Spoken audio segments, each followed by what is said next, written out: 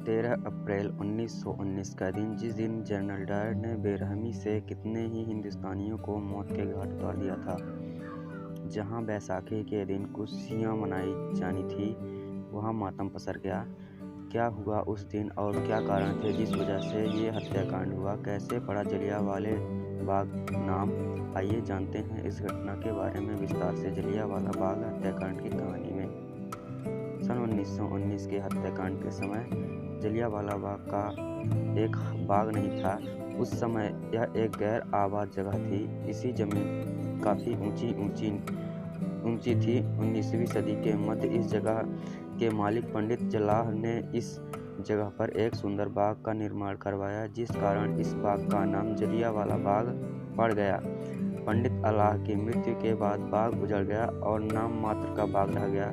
भारत में जब Rowlatt act पारित हुआ, तब सभी देशवासियों ने इसका विरोध किया। गांधी जी ने इसके विरुद्ध सत्याग्रह शुरू किया। इसी दौरान यह फैसला लिया गया कि रॉलेट एक्ट के विरोध में 30 मार्च को पूरे देश में हड़ताल की जाएगी। भारत में यह हड़ताल की तारीख 30 मार्च से बदलकर 6 अप्रैल को कर दी गई, लेकिन पंजाब और दिल्ली में इसकी सूचना न पहुंचने के कारण 30 मार्च को ही हड़ताल कर दी गई।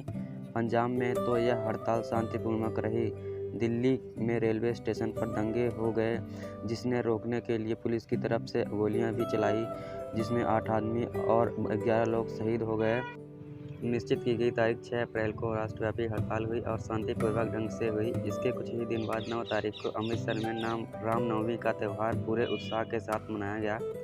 खास बात रही कि रामनवमी के उपलक्ष्य में निकाली गई रैली में महात्मा गांधी जिंदाबाद के नारे लगाए गए। अंग्रेजी सरकार को लगने लगा कि यदि आंदोलनकारियों को कभी न रोका गया तो आगे चलकर ये हमारे लिए बहुत बड़ी मुसीबत खड़ी कर सकते हैं। यह सब बातें पंजाब के लेफ्टिनेंट गवर्नर ओ डायर को बिल्कुल पसंद नहीं आई, मगर बिना कारण यह कोई कार्यवाही नहीं कर सकते थे। इसलिए उन्होंने 10 अप्रैल को डॉक्टर किचलू और डॉक्टर सतपाल की गिरफ्तारी के हुक्म दे दिए। वह जानता था कि ऐसा करने से बाकी सब आंदोलनकारी गुस्से में आ जाएंगे और कोई ना कोई गलत कदम उठाएंगे। 10 अप्रैल को सुबह 10 बजे डॉक्टर किचलू और डॉक्टर सतपाल को गिरफ्तार कर धर्मशाला भेज दिया गया। जब राजस्थानी लोगों को इस घटना के बारे में पता चला तो लोग डिप्टी कमिश्नर के घर का घेराव करने के लिए इकट्ठा होने लगे। अंग्रेजी अफसरों की तरफ से उन्हें रोकने का प्रयास किया गया। इसी प्रयास में सैनिकों की तरफ से गोलियां चलाई गई, जिससे सभी लोग आक्रोशित होकर अंग्रेजी सेना का सामना करते हुए आगे बढ़ने लगे। इसके बाद शाम को 5 बजे तक बैंकों और सरकारी दफ्तरों में तोड़फोड़ जारी रही। उसके बाद 2 दिन तक अमृतसर में शांतिपूर्वक का माहौल बना रहा। इसी दौरान अमृतसर में जनरल डायर का आगमन हुआ। आते ही अमृतसर में मार्शल लॉ लगा दिया गया। आंदोलनकारियों ने डॉक्टर किचलू और डॉक्टर सतपाल की रिहाई के लिए 13 अप्रैल को शाम 6 बजे एक मीटिंग करने का फैसला किया। इस बात की जानकारी जब जनरल डायर को हुई तो उसने उसी सुबह हथियारबंद सैनिकों के साथ एक रैली निकाली, जिसका उद्देश्य लोगों के मन में भय भरना था। यह आगे होने वाली घटनाओं के लिए एक संकेत भी था। 13 अप्रैल को बैसाखी का दिन त्यौहार होने के कारण जलियांवाला बाग के आसपास बहुत ज़्यादा भीड़ थी। लोग इतने ज़्यादा उत्साहित थे कि 2 बजे से ही जलियांवाला बाग में इकट्ठा होने शुरू हो गए। इस बात की सूचना शाम को 4 बजे के करीब जनरल डायर को मिली।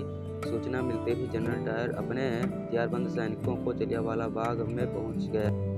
बाग में पहुंचते ही अपने सैनिकों को गोली चलाने का आदेश दे दिया। जैसे ही गोलियां चलनी शुरू हुई, वैसे ही बाग में भगदड़ मच गई। कुछ लोग वहीं बाग में 1.5 मीटर ऊंची दीवार फांदकर बाहर निकलने का प्रयास करने लगे और कुछ लोग दरवाजे से भागने की कोशिश करने लगे, लेकिन जनरल डायर इतना क्रूर था कि उसने सैनिकों को से दरवाजे से भागने की कोशिश कर रहे लोगों पर गोलियां चलवाई। 15 मिनट तक इस हत्याकांड में 1650 गोलियां चलाई गई। इस घटना में शहीद हुए देशभक्तों की संख्या अंग्रेजों द्वारा नहीं बताई गई। डर ऐसा फैल गया था कि हत्याकांड की रात को जख्मियों के इलाज के लिए कोई डॉक्टर नहीं आया। यह एक ऐसी घटना थी जिसने पूरे भारत को झकझोर कर रख दिया था। इसके बाद आज़ादी के लिए लड़ने वालों के अंदर ऐसी आग जली, जिससे अंग्रेजी राज को जलाकर हमें आज़ाद हवा में सांस लेने की काबिल बनाया। अगर आपको कहानी पसंद आई हो तो चैनल को सब्सक्राइब करें और जो गलती हुई है हम उसके लिए माफ़ी चाहते हैं। जय हिंद, जय भारत।